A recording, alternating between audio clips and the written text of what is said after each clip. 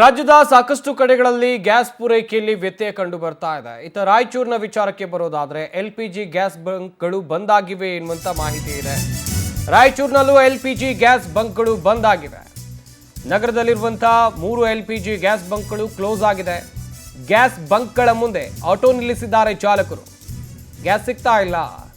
ಸದ್ಯ ಆಟೋ ಚಾಲಕರು ಸಮಸ್ಯೆಗೆ ಸಿಲುಕಾಕೊಂಡಿದ್ದಾರೆ. ಇತ್ತ ಬಾಡಿಗೆ ಮಾಡೋದಕ್ಕೆ ಆಗ್ತಾ ಇಲ್ಲ, ಆಟೋ ಓಡಿಸೋದಕ್ಕೆ ಆಗ್ತಾ ಇಲ್ಲ ಅವರಿಗೆ.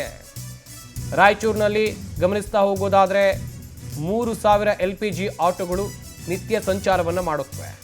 ಆಟೋ ಚಾಲಕರು ಈಗ ತಮ್ಮ ಕಷ್ಟವನ್ನು ಹೇಳಿಕೊಳ್ತಾ ಇದ್ದಾರೆ.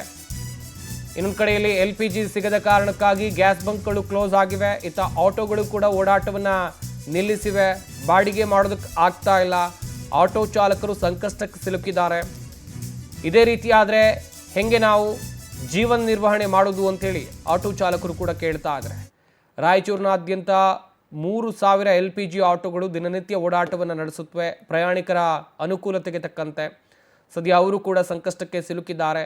ಗ್ಯಾಸ್ ಬಂಕ್ ಕಡೆಗೂ ಹೋದರೂ ಕೂಡ ನೋ ಸ್ಟಾಕ್ ಎನ್ನುವಂಥ ಬೋರ್ಡ್. ಈ ಕುರಿತಂತೆ ರಾಯಚೂರು ಪ್ರತಿನಿಧಿ ನೀಲಕಂಠ ಸ್ವಾಮಿ ಆಟೋ ಚಾಲಕರನ್ನ ಮಾತನಾಡಿಸಿದ್ದಾರೆ. ಬನ್ನಿ ನೋಡೋಣ.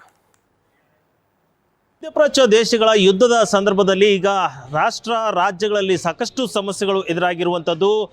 ಈ ನಿಟ್ಟಿನಲ್ಲಿ ನೋಡಿದಂತಹ ರಾಯಚೂರು ಜಿಲ್ಲೆಯಲ್ಲಿ ಈಗಾಗಲೇ 31 ದಿನಗಳಿಂದಲೂ ಕೂಡ ಗ್ಯಾಸ್ ಸಮಸ್ಯೆ ಎದುರಾಗಿತ್ತು.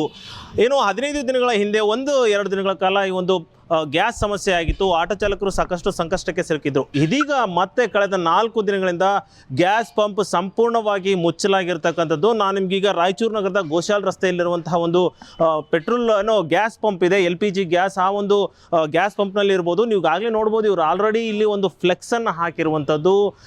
ಪ್ರಸ್ತುತ ಯುದ್ಧ ಪರಿಸ್ಥಿತಿಯಿಂದ ಸರಿಯಾಗಿ ಇಲ್ಲಿ ಗ್ಯಾಸ್ ಬರ್ತಾ ಇಲ್ಲ, ಅದರ ಜೊತೆಗೆ LPG ಕೊರತೆ ಇದೆ, ರೇಟನ್ನು ಕೂಡ ಜಾಸ್ತಿ ಮಾಡಲಾಗಿದೆ ಅಂತ ಬೋರ್ಡ್ ಹಾಕಿದ್ದು 1 ತಿಂಗಳ ಹಿಂದೆ. ಯಾವಾಗ ಯುದ್ಧ ಸ್ಟಾರ್ಟ್ ಆಯಿತು ಆವಾಗಿಂದಲೂ ಕೂಡ ಒಂದಷ್ಟು ಮೆಲ್ಲಗೆ ಒಂದೊಂದು ಟ್ರಿಪ್ ಗ್ಯಾಸ್ ಬರ್ತಾ ಇತ್ತು, ಅದನ್ನು ನಡೆಸ್ತಾ ಇದ್ರು. ಅದು ಕೂಡ ಬಂದಾಗಿರೋದ್ರಿಂದ ಈಗ 4 ದಿನಗಳಿಂದ ಸಂಪೂರ್ಣವಾಗಿ ಗ್ಯಾಸ್ ಸ್ಥಗಿತ ಆಗಿರೋದ್ರಿಂದ ಸಾಕಷ್ಟು ಸಮಸ್ಯೆಗಳನ್ನು ಎದುರಿಸ್ತಾ ಇರ್ತಕ್ಕಂಥದ್ದು. ನೀವು ನೋಡ್ಬೋದು, ಇಲ್ಲಿ ಸಾಕಷ್ಟು ಆಟೋಗಳು ಕೂಡ ಗ್ಯಾಸ್ ಪಂಪ್ ಮುಂದೆ ನಿಂತಿರ್ತಕ್ಕಂಥ. ಯಾಕಂದ್ರೆ ಯಾವಾಗ ಗ್ಯಾಸ್ ಬರುತ್ತೋ ನಾವು ಯಾವಾಗ ಮತ್ತೆ ಈ ಆಟೋದ ಗ್ಯಾಸ್ಗಳನ್ನು ತುಂಬಿಕೊಂಡು ಓಡಿಸ್ತೀವೋ ಅನ್ನೋ ನಿಟ್ಟಿನಲ್ಲಿ ನೀವು ನೋಡ್ಬೋದು. ಯಾಕಂತಂದ್ರೆ ಇಲ್ಲಿ ಆಟೋ ಚಾಲಕರು ಕೂಡ ಸಾಕಷ್ಟು ಸಮಸ್ಯೆಗಳಿಗೆ ಸಿಲುಕಿರ್ತಕ್ಕಂಥದ್ದು. ಕಳೆದ 4 ದಿನಗಳಿಂದ ಕೂಡ ಈ ಆಟೋ ಇಲ್ಲಿ ನಿಂತಿರೋದ್ರಿಂದ ನೀವು ನೋಡ್ಬೋದು ಎಷ್ಟರ ಮಟ್ಟಿಗೆ ಇವರು ಸಮಸ್ಯೆ ಅಂದರೆ, ಈ ಕನಿಷ್ಠ ಒಂದು ಕಡೆ ಪೆಟ್ರೋಲ್ ಹಾಕಿಸ್ಕೊಂಡು ಓಡಿಸ್ಬೇಕು ಅಂತಂದರೆ ಅವ್ರಿಗೆ ರೇಟ್ ಕೇಳಿದಷ್ಟು ರೇಟ್ ಗ್ರಾಹಕರು ಕೊಡೋದಿಲ್ಲ. ಹಾಗಾಗಿ ಯಾಕೆ ಪೆಟ್ರೋಲ್ ಹಾಕ್ಕೊಂಡು ಮಾರಾಟ ಮಾಡಬೇಕು, ನಾವು ಓಡಿಸ್ಬೇಕು ಗಾಡಿ ಅನ್ನೋ ನಿಟ್ಟಿನಲ್ಲಿ ಸಂಕಷ್ಟಕ್ಕೆ ಸಿಲ್ಕೋದ್ರ ಬದಲು ಗಾಡಿ ನಿಲ್ಲಿಸಿದ್ರೆ ಒಂದು ಕಡೆ ಆಗುತ್ತೆ ಅನ್ನೋಂಥ ಈಗ ಸಾಕಷ್ಟು ಆಟೋ ಚಾಲಕರು ರಾಯಚೂರಿನಲ್ಲಿ ಸುಮಾರು ಒಂದು 3000ಕ್ಕೂ ಹೆಚ್ಚು ಆಟೋಗಳು ಗ್ಯಾಸ್ ಇಂದಿರ್ತಕ್ಕಂಥದ್ದು ಸಂಪೂರ್ಣವಾಗಿ ಈಗ ಸ್ಥಗಿತವಾಗಿರ್ತಕ್ಕಂಥದ್ದು.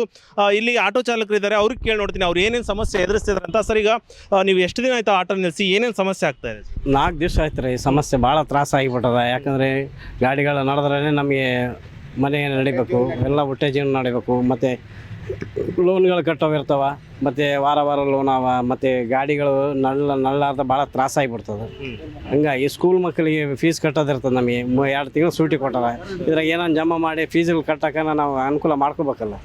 ಇವಾಗೆಲ್ಲ 4-5 ದಿವ್ಸಲಿಂದ ಗ್ಯಾಸ್ ಇಲ್ಲ ಅಂದರೆ ಭಾಳ ತ್ರಾಸ ಆಗಿಬಿಡ್ತು ನಮ್ಗೆ. ಒಬ್ರಿಗೆಲ್ಲ 2-3 ಸಾವಿರ ಗಾಡಿಗಳು ನಿಂತು ಬಿಟ್ಟವೆ ಎಕಡೆ ಆ ಕಡೆ. ಏನು ಮಾಡಬೇಕು, ಭಾಳ ಅಪರೂಪ ತೊಂದರೆ ಆಗಿಬಿಟ್ಟದ.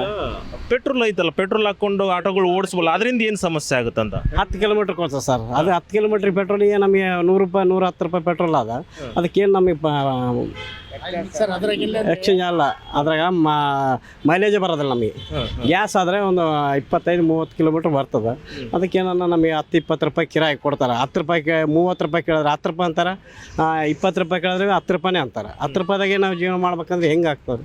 ಈ 5ನೇ ತಾರೀಕು ಡೇಟ್ ಕೊಟ್ಟಿದ್ದಾರೆ. ಅಂದರೆ ಇನ್ನೂ ಯಾವುದೋ ಒಂದು ದೇಶದಿಂದ, ಅಂದರೆ ಅರಬ್ ಕಂಟ್ರಿಗಳಿಂದ ಬರುವಂಥ ಗ್ಯಾಸ್ ಶಿಪ್ ಇದೆ, ಅದು ಬಂದ ಮೇಲೆ ಅದಾದ ನಂತರ ಟ್ಯಾಂಕರ್ಗಳಿಗೆ ಫಿಲ್ ಆಗಿ ಇಲ್ಲಿ ಬರೋದಕ್ಕೆ ಮತ್ತೆ 2 ದಿನ ಟೈಮ್ ತಗೋದು. ಅಂದರೆ 7ನೇ ತಾರೀಕುವರೆಗೂ ಕೂಡ ಇಲ್ಲಿ ಗ್ಯಾಸ್ ಬರುವುದು ಡೌಟ್ ಅನ್ನೋ ಸ್ಥಿತಿಯಲ್ಲಿ ಇರ್ತಕ್ಕಂಥದ್ದು. ಇದರಿಂದ ಆಟೋ ಚಾಲಕರಂತೂ ಸಾಕಷ್ಟು ತೊಂದರೆಗೊಳಗಾಗಿರ್ತಕ್ಕಂಥದ್ದು. ಈ ನಿಟ್ಟಿನಲ್ಲಿ ರಾಜ್ಯ ಸರ್ಕಾರ ಯಾವುದಾದ್ರೂ ಒಂದು ನಿರ್ಧಾರ ತೆಗೆದುಕೊಳ್ಬೇಕು.